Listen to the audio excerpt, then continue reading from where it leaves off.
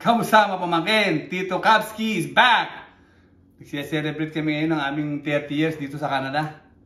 Gusto ko lang magpasalamat kay Lord, kay Utol Domi, at Silvia. Bali, dumating kami dito April 20, 1994. Kaya 2024 na ngayon, 30 years na kami exactly dito sa Canada. Nabago buhay namin dito sa Canada. Maganda, naging takbo ng buhay namin dito. Siguro talagang niloob ni Lord na makarating kami dito para gumanda aming buhay.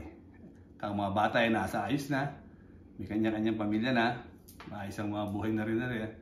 Kaya ito, nagpapasalamat kami kay Lord. Mamaya, mag-celebrate kami ron sa restaurant na kinakainan namin almost 30 years na rin dahil sila nagsama sa amin doon eh. Kaya doon kami mag-celebrate mamaya. Makikita-kita kami ng mga bata ron sa mga Kuya Domi. Doon namin celebrate ang aming 30 years. Kaya salamat kay Lord, kami na andito sa Canada. Ito mga pamangkin, papunta na kami doon sa restaurant namin kakainan. Kita-kita kami ng mga anak ko ron, tsaka yung Kuya Domi. Actually, 30 years na namin kinakainan talaga yan. Mga 30 minutes drive from our place.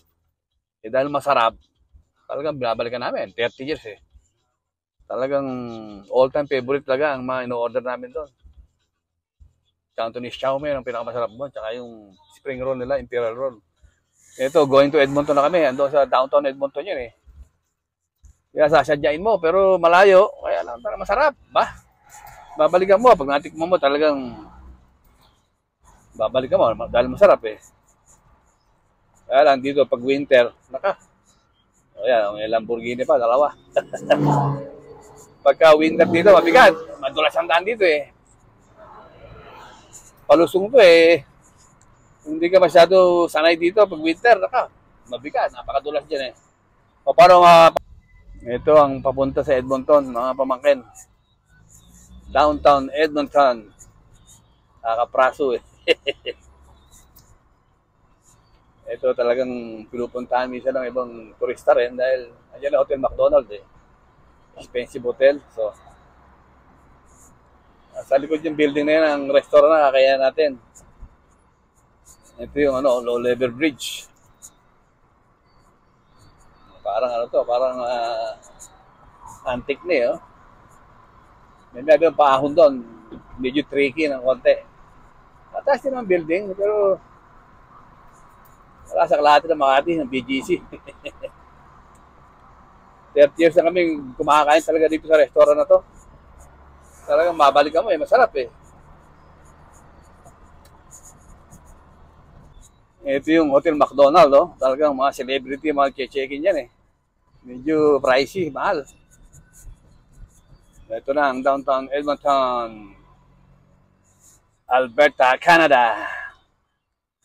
Sarap maglakad-lakad dito pagka weekday. Ang daming kainan dito, pasyalan, kainan. Tapos every year, merong dyan, mga street performer, Face of Edmonton, ginaganap dyan, town-town. Kaya pag sa amin, naglalakad-lakad kami dito eh. Sarap eh. Marami nakikita. Sari-saring nasyon. Ayan mga building, oh. Road Chris. Ayan, Road Chris. Napakamahal dyan.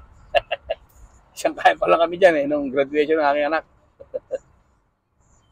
Dito ginaganap ang street performer. Ayan ang ginagawa pa ng mga minsan Face of Edmonton yung ginagawa. City Center. Dati yung Holt Renfrew nandun sa kabila eh. Sinarado na. Wala, dumadayo pa kami sa Calgary ngayon. Ito na mga pamangkin.